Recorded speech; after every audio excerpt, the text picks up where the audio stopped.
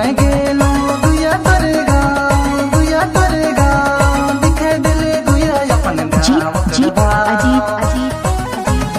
बराती मैं गेलो गुया करेगा दिखे दिले गुया अपन गाँव करवा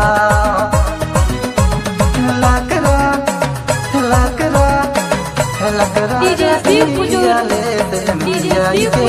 भागले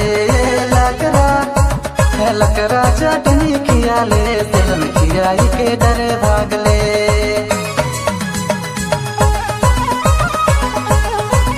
हेनार से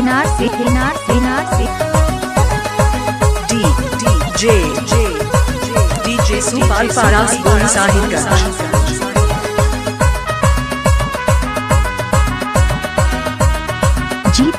जीत अजीत हेनार से तितियन कहले खसी मटन कहले नहीं खियाले तेल में मछली कर जोर चटनी का बनाले दोना खियाले बड़ी खटारे तेल में तीता बड़ी जोर तितियन कहले खसी मटन कहले नहीं खियाले तेल में मछली कर जोर बाराती में गेलो गुया करेगा हेनार बाराती में गेलो गुया करेगा दिखे दिले गुया अपन गाँव करवा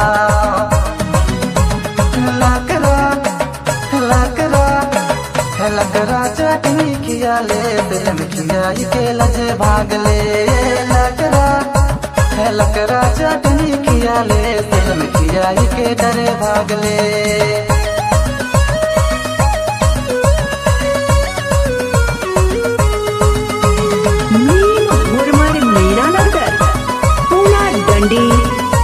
डंडिन प्रस्तुत नंदस डीजे शिवपुजूर बिसानपुर साहेबगंज नु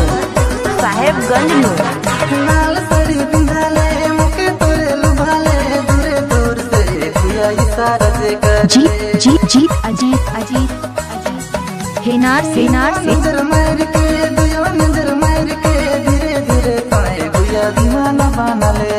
लाल साड़ी पिंधाले मुके तोरे लुभाले दूर से गुया इशारा से कर ले बाराती में गेलो गुया करेगा दिखे दिले गुया अपन गाँव करवा बाराती में गेलो गुया करेगा दिखे दिले गुया अपन गाँव करवा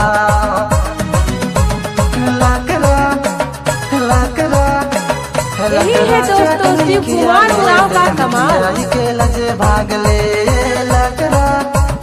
लकरा चटनी खियाले तेल में खियाई के डरे भागले लकरा चटनी खियाले तेल में खियाई के डरे भागले आपके गांव शहर में नए गाना लेकर आ रहे हैं दोस्तों डीजे शिवपुजूर बिसानपुर